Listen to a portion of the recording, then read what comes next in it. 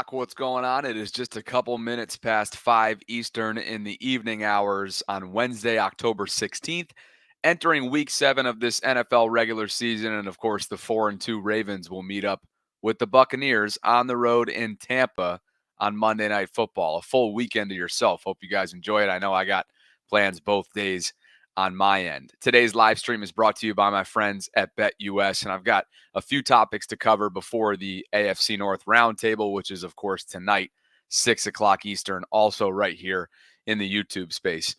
Christopher Mad Dog Russo had a lot to say about Tony Romo's John Harbaugh reference and perhaps even a hot take during the Washington Commanders Ravens game on CBS. We'll react to that and take a look at John Harbaugh's resume to begin today's live stream. Former NFL quarterback Matt Ryan has very, very lofty predictions, statistically speaking, for Lamar when it's all said and done in this league. And man, oh man, I think the Ravens got snubbed just ever so slightly by Rich Eisen in his latest NFL power rankings. So without further ado, let's dive right in. And I want to first begin with Tony's comments, former NFL QB Tony Romo, CBS analyst, who had this to say in-game on Sunday. Again, he was calling with Jim Nantz, Ravens Commanders. He had this to say about the legacy of John Harbaugh so far, who is in his 17th NFL season as the head coach of the Ravens. Listen to this. One of the best coaches. I mean, I think Hall of Fame. No question. I mean, he's a top 10 all-time for Yep. me. I think he's one of the rare coaches who knows all three phases, special teams, defense, offense, and he just has a great pulse. That's why this team's in it every year. And then when you give him some of the guys he has now, they can win the Super Bowl. So unquestionably a Hall of Famer, says Tony Romo, and a top 10 NFL head coach in the entire history of the league. Enter Mad Dog, who had this to say on ESPN in response to that. Must have took him out to dinner on Friday night. During the game, he says, I swear to God, I couldn't believe it, that John Harbaugh is one of the top 10 coaches, without a doubt, in the history of pro football. What? In there, have you heard of Don Shula? Have you heard of Chuck Noll? Have you heard of Andy Reid? Have you heard of Bill Belichick? Have you heard of Weeb Eubank? Have you heard of Vince Lombardi? Have you heard of Paul Brown? Have you heard of Bill Walsh, Bill Parcells, Joe Gibbs? You want me to continue, please? How does anybody, he's getting $17 million a year at Northern Illinois. Did he read a football book? For crying out loud? Did he ever watch Cosell do a Monday night game with Shula coaching against Pittsburgh? I mean, how in the world can you go on TV and ruin my Sunday afternoon and not put even Saturday's the top 10 Hall of Fame football coach? How in the world? I could not believe it. I said, Tony, and Jim's too polite, Nance. He didn't correct him. Tony, come back to me, please. I understand that you are a big quarterback in the NFL. I mean, Shane Gailey's better than John Harbaugh for crying out loud. That is number one. How about Jeff Saturday catching a stray in the midst of that? He was right behind stage there as one of the panelists on ESPN. Look, we get how it goes with Mad Dog, right? He's highly entertaining, highly hyperbolic, highly energetic, and had some opinions. And in this case was reacting to Tony Romo's opinion, who referred to John Harbaugh as a top 10 NFL head coach of all time and certainly a Hall of Famer. Shall we dive into the numbers today? Maybe take a look at what John Harbaugh's career to date has been, where he falls historically, where he falls statistically, resume-wise. Let's do it. Glad you're here. Coming up on 300 concurrents. Please like the video on the way in, subscribe to the channel, hit that notification bell, do all the things for me that help channel growth. Overall career record for Harbs, 176 wins to 111 losses. He's been in Baltimore since 2008. He's the second longest tenured head coach in this league behind Mike Tomlin. Regular season record, 164 wins, 101 losses. He is 95-38 at home. He is 69-63 on the road. He is 117-79 against AFC opponents. He is 57-40 against in-division opponents in the AFC North. He has a 12-10 playoff record. He is 3-3 at home in the playoffs. He is 8-7 on the road in playoffs. And of course, he beat his brother in the Super Bowl in February of 2013. Preseason record, we know how dominant the Ravens have been at 45-16 for whatever it's worth. In terms of all-time Ravens coaching records, he leads the way. He is 164 and 101 in regular season. Again, 12-10 in the playoffs, and that makes him the winningest head coach. And he is the third head coach in Ravens franchise history. And of course, he is the all-time winningest coach with 176 of those total victories, 12 of which have come in the playoffs. How about just where he stacks up amongst his peers? Andy Reid, Sean McDermott, Mike Tomlin, all above him in terms of winning percentage. Some of those guys have been with their respective teams for longer. Mike Tomlin's the only longer tenured head coach in terms of being with one team, aside from Harbaugh league-wide. But we know the success that Andy Reid, for example, has had in Philadelphia and in Kansas City. Sean McDermott, who's been in Buffalo since 2017, has a .626 winning percentage at 82-49. But the bottom line is these are all kind of mainstay coaches right here. Some of the league's best who have and field the most competitive teams year in and year out, and Harbaugh's right in the thick of it. In terms of coaches with at least 11 playoff berths in his first 16 NFL seasons, Harb's right up there with some of the greats again, with 11 playoff berths in his first 16 NFL seasons. That's similar to the Marty Schottenheimers, Chuck Knowles, Mike McCarthy's, Chuck Knox, Tony Dungy's, Pete Carroll's, so on and so forth, and just below Bud Grant and Mike Holmgren. Don't worry, we're getting to the postseason record. I know you guys are wondering when that's coming up. But first, the John Harbaugh era, in terms of what his teams have done, total wins, playoff berths, playoff wins, pretty much top 5 in every single one of these categories since 2008. 11 playoff berths, just second to New England and Green Bay since 08. 176 total wins, second to Green Bay and New England since 08. 12 playoff wins, that's fourth to San Fran, New England, and Kansas City. 12 playoff wins since 2008. Playoff games, 22. That is fourth to Green Bay, Kansas City, and New England. 4 conference title games, that is fifth. Ahead of them, Green Bay, Kansas City, San Fran, and New England. Kind of seeing the theme here. Playoff road wins, 8 since 2008. We know they had to do it on the road, especially with Joe Flacco and company. The Mile High Miracle comes to mind, of course. That's first since 2008. Regular season wins ranks fourth since 2008 with 164. And home wins, regular season-wise, 95, ranks third.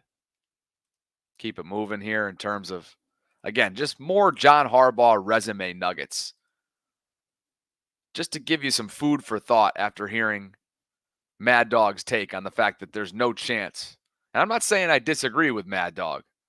If John Harbaugh gets a second Super Bowl with Lamar, his first with Lamar, of course, but his second as a coach, I'd be happy to have that conversation. I think it's a little premature at this point. But here he is on the all-time wins by an NFL head coach regular season-wise. He ranks 19th all-time with 164. Sean Payton with him just below at 163. And you see the names that are above him, including those that are active. Mike McCarthy with 170. Mike Tomlin with 177. The highest regular season winning percentage by an NFL head coach with a minimum of 250 games. John Harbaugh is 9th on this list at 619. Again, a couple of his peers, Tomlin and Reid, above him percentage-wise. Mike McCarthy and Sean Payton just north of him by 2 fractions of a point. All-time playoff wins by a head coach, again in NFL history. His 12 rank 8. And of course, Bill Belichick leads the list. There is a significant gap between Bill in the field, Andy Reid in the field, 31 and 26 respectively. Harbs needs to coach 13 more games, that's regular season and postseason, to become the 7th head coach in NFL history with 300 appearances as the head man for one team. And so, again, longevity, consistency, and context here is what you need after listening to Mad Dog's hot takes. Harbs has led the Ravens to a playoff berth in 11 of his 16 full seasons at the helm. And of course, we know the franchise's second Super Bowl title was captured in 2012 in the Harbaugh Bowl. More numbers here since 2008. 4 AFC title games, 8 road playoff wins, 11 playoff berths, 12 postseason wins in general, 95 wins at home, 176 total victories. All of those, again, are at least top 5 rankings, and some that we've already covered. The postseason has been an issue in recent years since the Super Bowl. Now, in terms of the playoff wins over his first 16 seasons as a head coach, I mentioned that stat earlier. 12 wins, ranks 5th, tied with Tom Coughlin and Bill Cowher. The other names above him, Mike Holmgren, Chuck Noll, Bill Belichick, and Joe Gibbs. You can circle the 2012 season, which of course was the Super Bowl. From there, they followed it up, missing the playoffs at 8-8 in 2013. In 2014, divisional round exit. The next 3 seasons, 2015 to 2017, rough seasons, no playoff berths. Wild card exit in 2018. Divisional round exit, we all remember, in 2019. Followed by another divisional round exit in Buffalo in 2020. No playoff berth in 2021 due to Lamar's injuries. Wild card round exit in 2022. And of course, we all remember what happened in last year's AFC title game. So I get it. It hasn't been good enough since the Super Bowl run. But at the same time, what you're seeing across the board here is consistent competitive teams being fielded by John Harbaugh. And to me, I think the conversation becomes a lot more prevalent and real if he gets that second Super Bowl title. And we will see. Matt Ryan had a lot of great things to say about Lamar Jackson, and we are about to turn the page to Lamar Jackson. But before we do, this episode is brought to you by my friends at BetUS. And I'm heading over to betus.com right now to take an early look at next week's Monday Night Football contest, Week 7 in Tampa between the Ravens and Buccaneers. Baltimore is a 3.5-point road favorite as of right now. The over-under is set at 49.5. And right now on betus.com, they are offering you a 150% sign-up bonus on your first deposit and a 125% bonus on your second and third deposits. All of that can be accessed via the promo code YouTube150. That is YouTube150. And you see all the different props that they have available as well. Look, remember, Tampa Bay hung 51 on New Orleans the other night. And given some of the Ravens' limitations, let's call them, deficiencies in the secondary, they might be susceptible to allowing some points. So I'd be looking at some props that could potentially make this thing high scoring. Something like any team to score 40-plus points maybe. Or both teams to score 24.5. Those stick out to me. These are two high-powered offenses. Baker Mayfield's playing solid football. He did throw 3 picks in that win. But this is a Buccaneers team that's hungry. But there's no chance that I'm picking against the Ravens. Come on now. I've learned my lesson. They're on a roll right now, and Lamar Jackson is 22-1 against NFC opponents throughout his career. So I'll have a score for you later on in the week. But that's one early look thanks to BetUS. Check out betus.com, and again, use that promo code YouTube150 when you get there. Enjoy, and please bet responsibly. This guy's on a special run right now in Baltimore. And as Sarah tallied up today on X, no player in NFL history has thrown for 4,000 yards and rushed for over 1,000 in a single season. Lamar is on pace to make NFL history, which he has done often in the past. Here are the numbers he's on pace for, and I get it. It's through 6 weeks, but based on the way he's playing, you got to have the conversation. 4,300 passing yards, 1,100 rushing yards, and 5,400 total yards. If he were to secure his third most valuable player award, he'd be the youngest 3-time MVP winner ever in the history of this league. He has been empowered with the arrival of Todd Monken, and he has been put through the roof with the arrival of his running mate. Look at what the Ravens offense is doing and the way in which it is operating with these two guys as focal points. They are averaging over 450 yards per game. That is first league-wide. Over 205 on the ground. In terms of yards per game, that's also first league-wide. Their first and third down percentage, 51.5. First in red zone percentage, 75. First in sacks allowed, hat tip to the offensive line with just 7.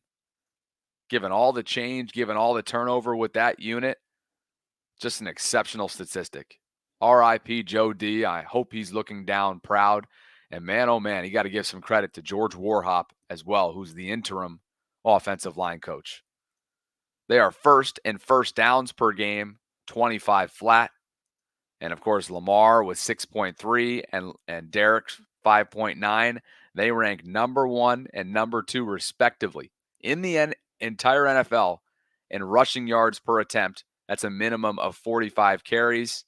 Baltimore's 5.9 overall yards per carry mark also stands number 1 in the league. So they are a problem. Opposing defenses have really had a challenge in front of them trying to stop these two. And the King, so far from washed up. The numbers tell you that. Analysts tell you that. And how about charts like these as well? Come on. I don't think a lot of people had this guy here. For the second time in 3 weeks, Derek is the AFC Offensive Player of the Week, coming off a 2-touchdown, 132 yards rushing day, and a nice comfortable lead atop the pack with 704 rushing yards. That is a league leader through 6 weeks. Jordan Mason in San Francisco, not just south of him, considerably south of him at 609. Derek has a 704. Chuba Hubbard, 485. Saquon, 482. And Josh Jacobs, 464. Round out the top 5. The King, and once he gets to the second level, good night. Brian Baldinger called out opponents of his recently in a Baldy breakdown. Does anybody want to tackle this guy? I certainly wouldn't when he's coming in with a head full of steam. How about back-to-back weeks in crunch time? It was overtime in Cincinnati, under 2 minute in the fourth quarter against the Commanders on Sunday, and Todd Monken calls 2 of those left toss plays to the King. Todd deserves as much credit as anybody.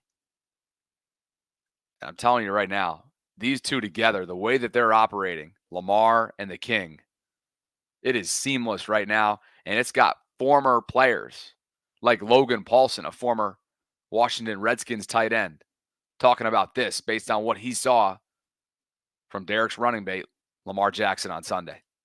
So got to me is being on the sideline, and I don't know if I would have noticed if I was watching the TV copy, is the amount of communication Lamar does at the line of scrimmage, getting into right plays, in the correct plays, correct runs, correct protections. I think the touchdown to Mark Andrews is a great example. Like they check to, whether it's cover 6, cover 2, cover 4, they check to a route combination where you're attacking the middle of the field because it's split safety with a guy who's really good at it, Mark Andrews. He checked to that. He checked to the Derrick Henry, like the first time they ran the sweep to the left, he checked to that play.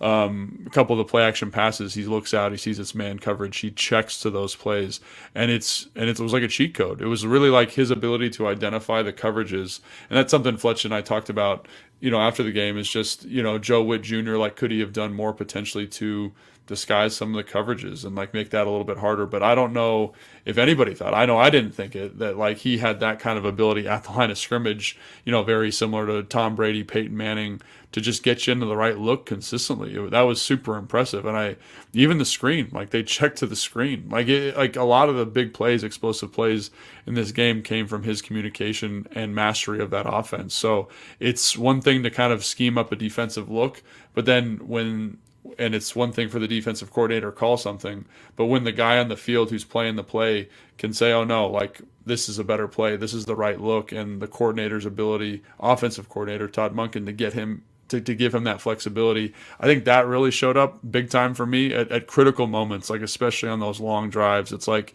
you could tell they obviously had a run called. He gets up the line of scrimmage, he checks, and maybe the play call is a run check to a pass. You'd have to ask someone over there in Baltimore about that. But I just thought those plays were backbreaking because it took a group that was already a little bit outmanned, and then whatever advantage they had versus the run, whatever advantage they had against the pass, he would just check out of it and get you into something that was better. And I think that was something that, again, was really impressive from a Baltimore standpoint and just made it that much harder for Joe Witt Jr. and made it that much harder for the defense as a whole to win those downs. Like the one that Zay Flowers, the third down pass that he catches is a man beater that he checks to. Like it just was like kind of at every turn.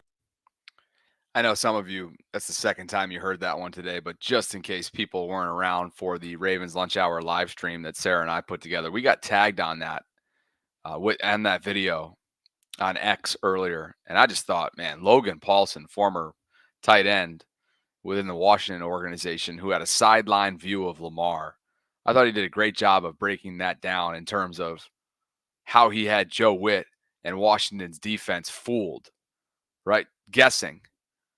The checks at the line of scrimmage, the empowerment that Todd Monken has given him at the line, showcasing how great he is in study, diagnostic, right? This guy, it's the evolution of Lamar Jackson. And now, in this Derrick Henry era, when teams are going to start to, like Cincinnati did, stack the box, sell out to stop the run. All right, well, good luck because Lamar's got a full arsenal of talent within him and around him to beat you through the air, to beat you with checks, to beat you with the screen game that they've been having a lot of success with in Zay Flowers' case, to beat you in the intermediate game with the tight end game, with some of your tight ends going across the middle, or a Rashad Bateman who's been cashing in those type of intermediate routes in recent weeks. And of course, vertically, Zay Flowers and his threat will always be there. So good stuff there from Logan Paulson and great stuff from Lamar Jackson, putting his entire body of work together, which has guys like Matt Ryan, another former NFL player, a former QB, speaking very, very highly of not only his MVP candidacy entering Week 7, but making some pretty big statements and predictions about where he might be headed statistically speaking before it's all said and done. MVP through 6 weeks, would you put him at that pedestal right now? Yeah. I can't play that right now. Hold on a second. I don't want to get docked. Give me 1 second.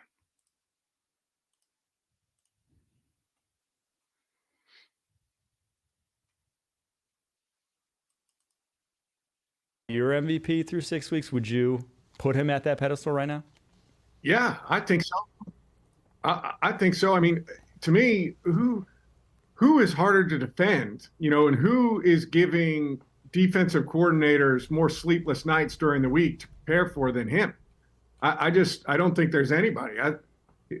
I really think he's going to be a 10,000-yard rusher in this league when it's all said and done. And I think he's going to have 50,000 plus passing yards, which is insane. It's crazy. It's like doing a Madden My Player and playing for 13 years and just compiling all these stats for a decade plus. I mean, that's Lamar's numbers, really. That is something I actually never thought about, is that, most running backs, 12 years, or so they're going to be in the league. He could be in the league legitimately 20 years. If he keeps throwing the ball better and better and being able to process, and like you said, Matt, he's in rhythm, he's on time, he's staying in the pocket. He's not quite taking hits, but he is around a lot of hits in the pocket, but the ball just seems to come out on time. Lamar looks so confident as a passer. And to your point, he could play forever. I mean, this guy is a superhero out there on the NFL field. Yeah, and I think him becoming better and better inside the pocket, right, is only going to help him be a more sustainable runner moving forward, right? Because it's going to be less design run. It's going to be running versus premier looks. And if you get him into the open field in space, to me, that's where he's at his best. And, then you have that option at the end of the game where you've got 3rd and 1 to put him on the edge, let him run and take a little bit of contact on the sideline. You don't feel as bad about it, right? Because you're not at design run number 8 or 9 in the game. And so I think his ability to grow from throwing inside the pocket, both inside the numbers and outside the numbers, has been the most impressive part of his game this year.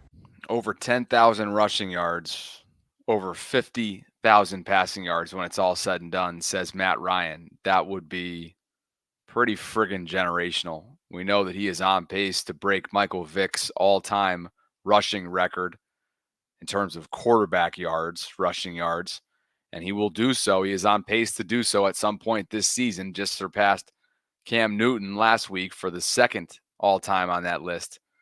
And you just get the sense that Lamar's just continuing to kind of rewrite record books here, and he's doing so with the best supporting cast thus far of his 6+ year career now in season number 7 in Baltimore. Over 600 of you concurrently with me this evening. Glad you can be here. The AFC North Roundtable is coming up at 6 o'clock, 30 minutes from right now. Would love for you guys to spend some time with me over there. But first, Rich Eisen's power rankings look like this entering week 7.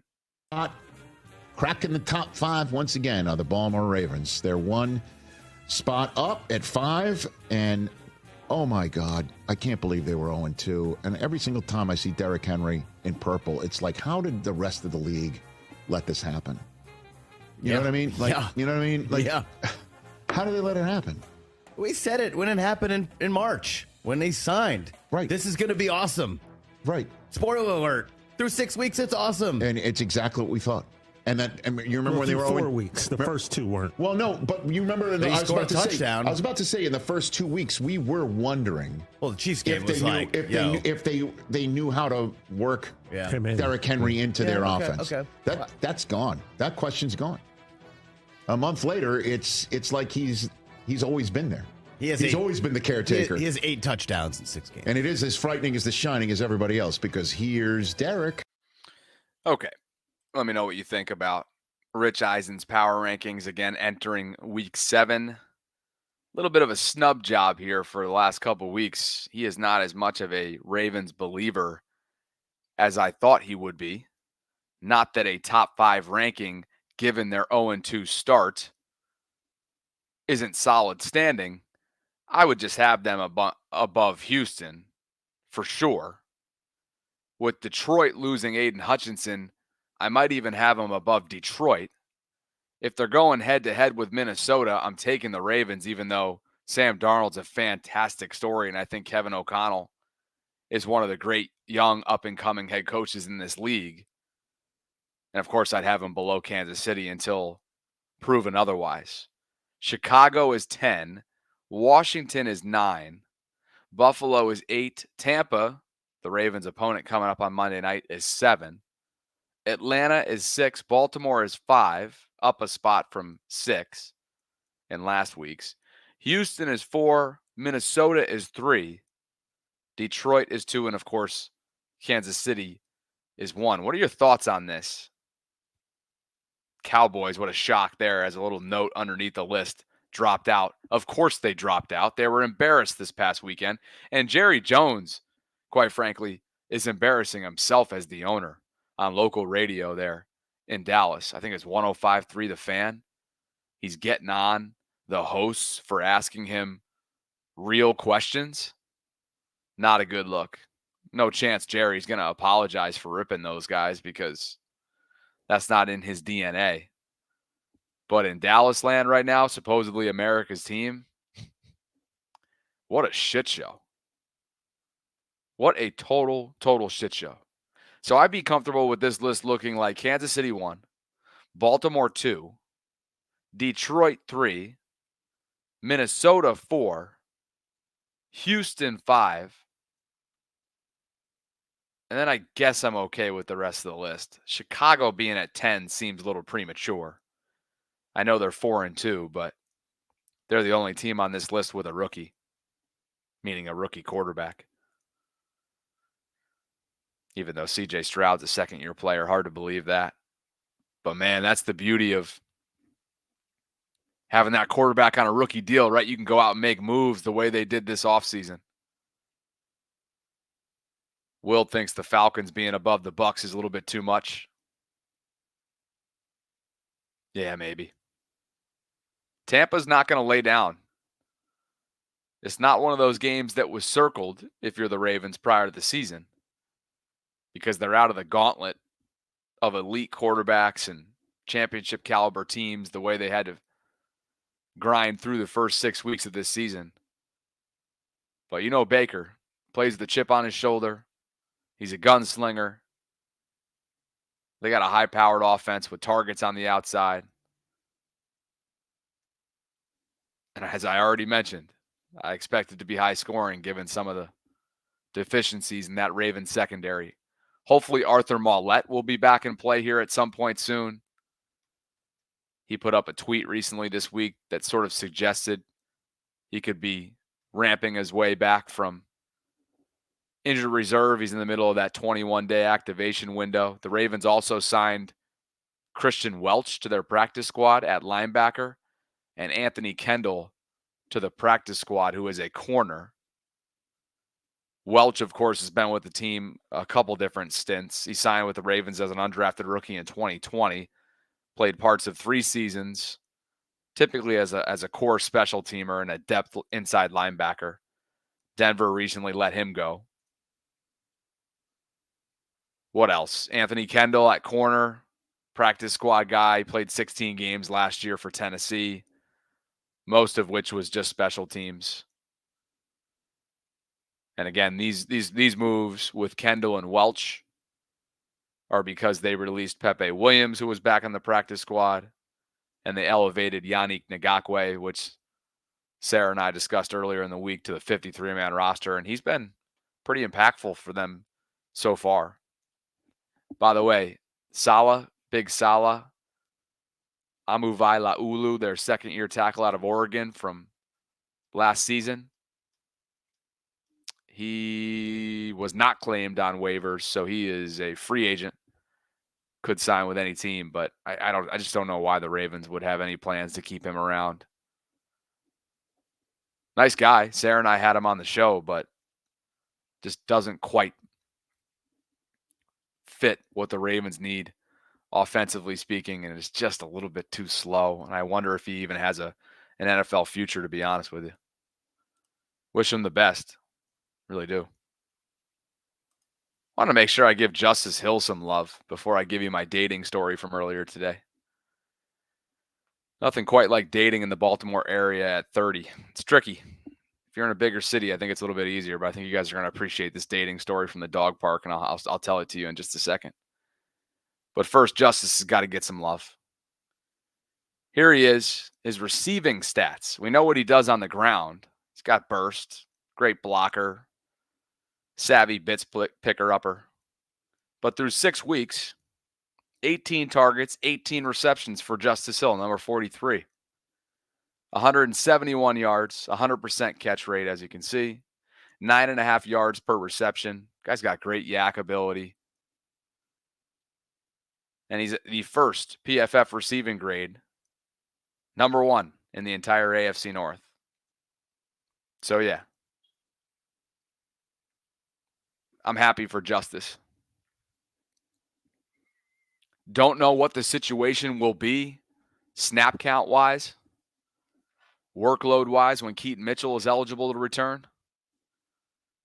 But Justice, especially given that extension a while back, from Eric DaCosta, it's clear to me that this guy's a glue guy. This is somebody who gives you all-out effort every single play he's on the field. Again, just the all-out effort that you think about taking on Max Crosby in pass protection. The blitz pickups that we've seen in recent weeks. He's always a willing and able receiver in the in check down situations, in the screen game. And he's twitchy. We always mention, you got to have guys like this. You got to have glue guys. If you want to be a winning organization, selfless glue guys, and that is what Justice Hill is. Good on you, Justice. Here's my story. I think you guys will appreciate this, especially those of you who are single. We'll finish here. 30 years old, turned 30 in July. I wouldn't say I'm on the prowl. I think that seems a little aggressive. But I'm definitely in the market for a significant other. Let's say that. I've built this company up the last couple of years, have the dog, have the place in Canton. Life's good, family's good. Excited about what I'm building. It's sustainable, all those things. So I'm on the apps. The apps are just a horrid place in a city like this. That's just been my experience. Tilly and I go to Patterson Park pretty much every single weekday in the mid-afternoon hours, okay? It'd be funny if she'd be listening to this right now. I walk into the dog park, and there's this cute girl walking behind me. Blonde, athletic looking, wearing a Virginia Tech like sweater type tee thing. And she's got a rescue dog. My dog's a rescue. And we're literally the only two in this thing. Like 2:00 on a random Wednesday earlier today. And of course the dogs start playing with one another. So that's always like the green light, right? So I go up and I'm like, hey, what kind of dog? Classic, like what kind of dog is yours? And she was like, oh, she's what the hell did she say? I was a little bit distracted. Kettle something? I'd never heard of it. Anyway, we start talking about our dogs, start talking about Baltimore, start talking about our backgrounds. She's somehow involved with Hopkins, originally from Virginia. Lives, I don't know where she lives, but she's somewhere in the neighborhood of where I am. And so it was sort of one-sided. There was back and forth conversation in terms of like me asking questions and then her asking questions, but I could tell she was a little timid, and there were a couple awkward pauses leading me to believe that maybe she has a significant other. So I was kind of like, my radar was off a little bit. Then some other dude comes in and breaks the one-on-one vibe that we have with his dogs. So now it's like a three-way conversation. So now I'm like, son of a, because I've just been sticking my neck out there lately. Like I went to dinner on Friday night downtown Baltimore with my siblings, 2 brothers, and then one of my brother's girlfriends, or he's only got one girlfriend, but it was the 4 of us. And they all got up to leave and put me on an island when the check came. How convenient for them. So that I could say hello to the waitress. And I did, and we exchanged numbers. And then she never hit me up after, which is funny. Anyway, I'm bringing this all up to say that I was getting vibes towards the end that maybe she wasn't interested. So when she got up and left the park, she said, hey, it was nice meeting you. I said, yeah, you too. I'm Bobby, by the way. And she was like, oh, hey, I'm Devin. I was like, oh, hey, Devin. But she kind of like kept moving. So I was like, all right, I guess I'm just not going to stick my neck out here and ask for her number or give her my number or whatever like that. So in other words, SOL. We live to fight another day, I guess. And maybe I'll see her there again. Live chat, what do you think? Did I do the right thing? Should I have been more aggressive? Did I read the situation correctly based on what you know? Ain't easy out here. Clinton, Bobby's out here getting the tab. Yeah, that was like a $220 tab. And they were like, oh, we set you up for success by getting up and going to the bathroom at the same time so you could swap numbers with her. I said, yeah, okay. Ron says you can't force it. Yeah, and honestly, that's what it felt like. It felt like a total force job. She was very much involved in the conversation, But she kept walking when I said, "Hey, by the way, my name's Bobby." And that to me was kind of like, I could have, when her back was facing me, been like, "Hey, you want to walk the dogs together sometime?" But it just, it felt like completely forced. Tanya says, "Yes, Bobby, play it cool. Women are more intrigued when you're not pressed." Tila read the room correctly. Happy belated. Holly, if you go and see her again, ask her what led her to live in Baltimore. Was it her job or her significant other? Yeah, I was definitely trying to keep up to date with what those conversations were, what she was saying. It was Hopkins related, so it was definitely school related. She went to VCU. Be pretty funny if I'm like starting to like drop these hints in terms of who she is, and somehow you guys know her that are in the area. Okay, Monty is the first to say that I totally effed up. You absolutely were supposed to ask for her number. Look, I don't disagree with this, but I think you got to keep in mind with the body language here. I was kind of getting the sense that she may have a significant other, or she's just not interested. It also sucks that I was wearing like a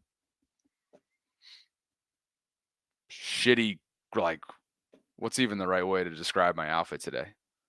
Like post-gym attire, basically.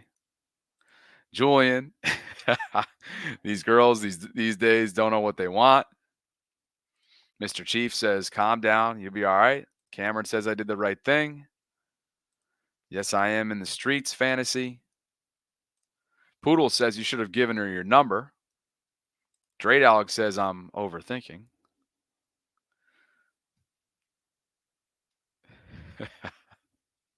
Justin says, "Hoping and praying for you, Bobby. Tomorrow, 10/18. I'll be celebrating my 22nd wedding anniversary. My best friend, my beautiful wife. Hang in there. Every pot has a lid." Congratulations, Justin. Friday, we're going to have to shout you guys out on the vault for sure. Cattle Dog? Yeah, Cattle Dog is what it sounds. Beautiful dog, by the way. The dog was awesome. She and Tilly were getting along really well. Dre wants to know what's the oldest I'd have a child. I'm in no rush, honestly, on that. Like, I've been building this company that so often these last couple of years. I didn't even thought about it. But I'm going to weddings all the time. I'm officiating weddings. I'm going to friggin', I don't go to engagement parties. I think inviting non-immediate family members to engagement parties is absurd. That's my hot take. What else? Frano says, if she wanted you, you would have got that look. The eyes tell everything. Yeah, it just wasn't. Bryce says, just have to let them come to you. That's what's tough in a town like this, boy. It could be a black dating hole, let me tell you.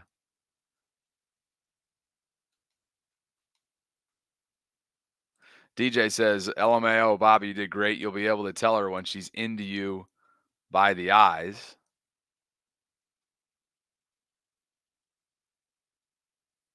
Sedarian says, Google her. Batman would. Oh, man, you guys are funny. That's the story for me. That was today, 2 o'clock, random-ass Wednesday afternoon in Baltimore, and me fighting for my life in the dating community. What the hell? What are you going to do? Thank you to BetUS for sponsoring this episode. Thanks to all of you for hearing the Bachelor 30-year-old stories. Dating scene for me in season is a lot different than the off season. You all remember what I do in the off season. I get on the I hit the road. Excuse me. I hit the road. Remember I did that freaking Hoboken date? Whatever. I'm down for whatever. But at some point here, something's got to give. And until then, we grind. I appreciate you guys for being here as always. Please subscribe to the channel if you enjoy the content. Hit that notification bell so you can be notified. I might bring this up in quick hits tomorrow to Sarah and see what she says. Hit that notification. I'm just thinking about her reaction. Hit that notification bell so you can be notified of when I'm dropping my daily live content. You can subscribe. Follow me on Instagram in that pinned comment if you'd like to connect with me there in a different space. The Bobby Baltimore Discord server is a great place to hang out as well. And in 12 minutes from right now, the AFC North Roundtable Week 7 edition takes place. Come check us out. Come hang. We'll catch you then. Appreciate you guys for being here. Talk soon.